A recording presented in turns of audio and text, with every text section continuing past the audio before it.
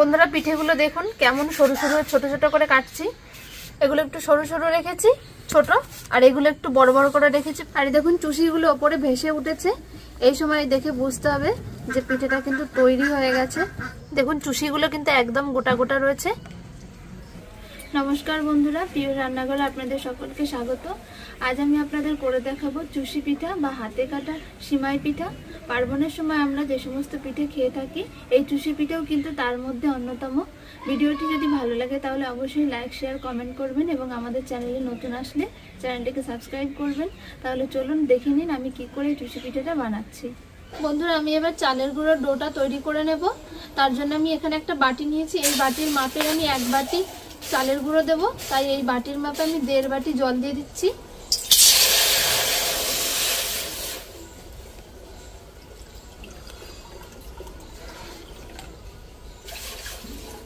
জলটা একটু হালকা গরম করে নেব। এই দেখুন বন্ধুরা জলটা কিন্তু ফুটতে শুরু করেছে। এই সময় আমি চালের গুঁড়োটা দিয়ে দিচ্ছি। এটা আতপ চালের গুঁড়ো নিয়েছি আমি।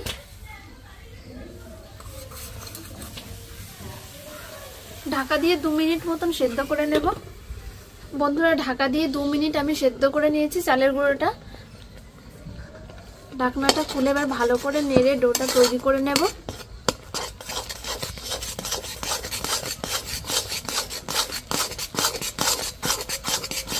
এই সময় কিন্তু উনুনের আঁচটা একটু কম রাখতে হবে।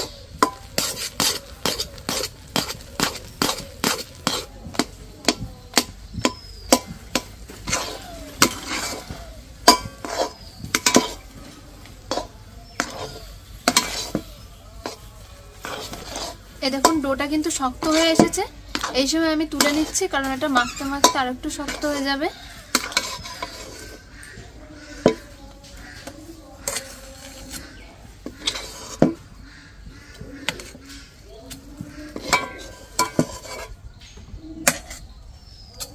চালের গুঁড়োর ডোটা আমি একটু ঠান্ডা করে নিয়েছি, এবার হাত দিয়ে ভালো করে মেখে নেব। হাতে একটু করে এভাবে ঠান্ডা জল দিতে হবে আর ভালো করে মাখতে হবে।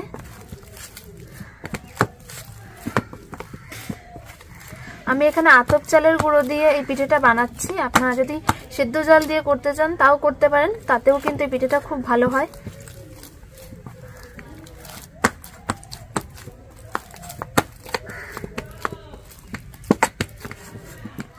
খুব ভালো করে ডোটা প্রথমে মেখে নেব।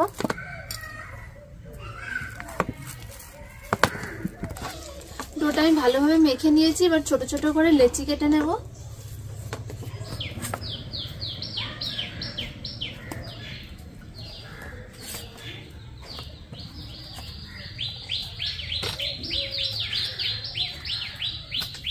সবকটা লেচি আমি কেটে নিয়েছি।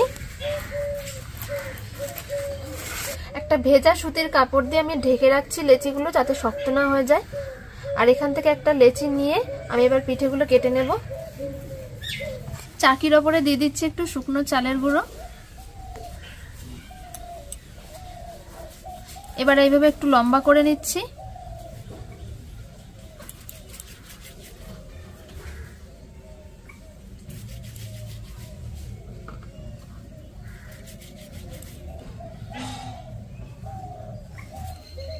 এইভাবে লম্বা করে নিয়ে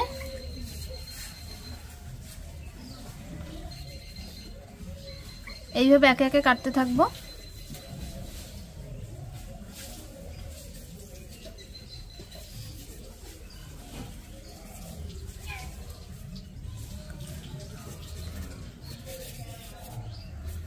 আমি এরকম ছোট ছোট করে চুষিগুলো কেটে নিচ্ছি।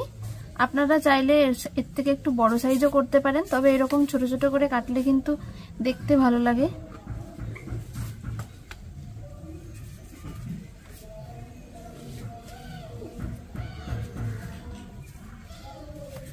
এই দেখুন বন্ধুরা আমি সরু ছোট করে এই চুষি পিঠেগুলো কেটে নিচ্ছি।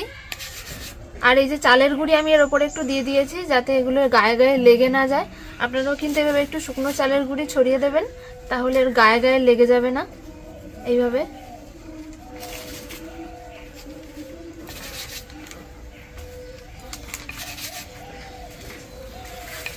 বন্ধুরা পিঠেগুলো দেখুন কেমন সরু সরু ছোট ছোট করে কাটছি। এইরকম চুষি পিঠে বানালে কিন্তু খেতে খুব ভালো লাগে। এই পিঠে বানাতে একটু কষ্টকর, সময়ও বেশি লাগে, কিন্তু এই পিঠের স্বাদ কিন্তু অসাধারণ।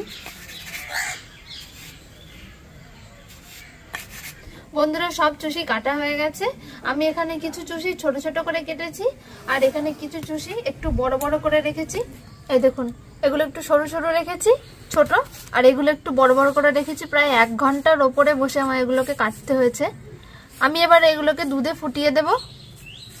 পিঠেগুলো দুধে ফুটিয়ে নেওয়ার জন্য আমি কড়াই বসিয়ে দিচ্ছি। আর আমি এখানে নিয়ে নিয়েছি 1 লিটার গরুর দুধ। আপনারা কিন্তু এর মধ্যে প্যাকেটের দুধও নিতে পারেন। দিয়ে দিচ্ছি কড়াইয়ে।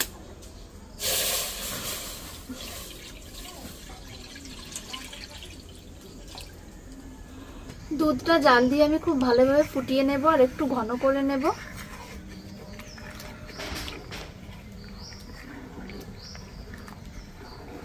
দুধটা জাল দিয়ে আমি একটু ঘন করে নিয়েছি। যেহেতু আমি পিঠেটা খুব বেশি ঘন রাখবো না, তাই আমি এই সময় দিয়ে দিচ্ছি খেজুরের গুড়। আর একটা কথা বলে রাখি, আমি যে বাটির মাপ করে চালের গুঁড়ো দিয়েছিলাম 1 বাটি, সেই বাটির মাপ করে 1 বাটি আমি এখানে খেজুরের গুড় নিয়েছি।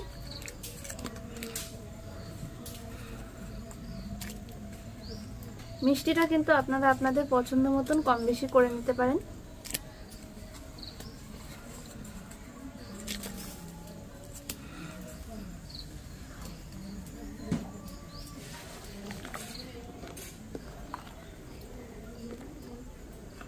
দুধের মধ্যে আমি দিয়ে দিচ্ছি খুব সামান্য 1 চিমটি লবণ।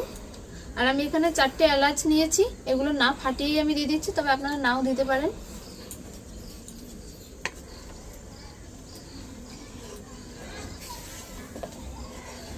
দুধ আর গুড় আমি ভালো করে জাল করে নিয়েছি। এবার কেটে রাখা চুষিগুলো দিয়ে দিচ্ছি।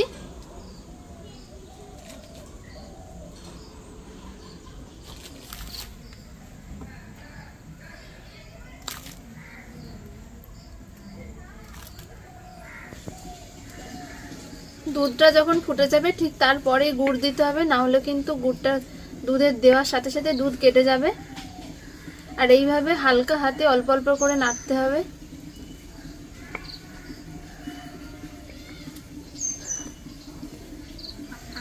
বন্ধুরা দেখুন দুধটা কেমন ফুটছে, এটা দেখলেই বুঝতে পারবেন যেটা গাঢ় হয়ে এসেছে। আর খুব বেশি গাঢ় করলে পরে বসে যাবে একেবারেই, তাই আমি খুব বেশি গাঢ় করবো না, একটু ঝোল ঝোল রাখবো। আর দেখুন চুষিগুলো ওপরে ভেসে উঠেছে, এই সময় দেখে বুঝতে হবে যে পিঠেটা কিন্তু তৈরি হয়ে গেছে। আমি এবার নামিয়ে নেব। এবারে নামিয়ে নিচ্ছি। বন্ধুরা পিঠেটা আমি একটা বড় জায়গায় নামিয়ে নিচ্ছি।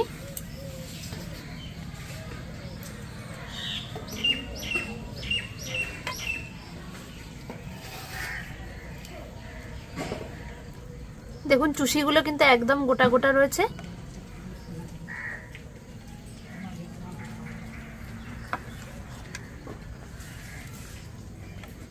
আপনারা দেখলেন চুষি পিঠে কি করে বানালাম।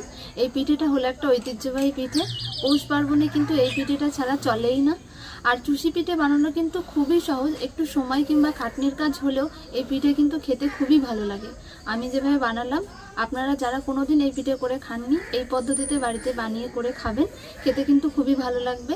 আর আপনারা যদি এরকম আরও ভালো ভালো রেসিপি পেতে চান, তাহলে কিন্তু অবশ্যই আমাদের চ্যানেলের পাশে থাকবেন। দেখা হচ্ছে পরের ভিডিওতে। নমস্কার।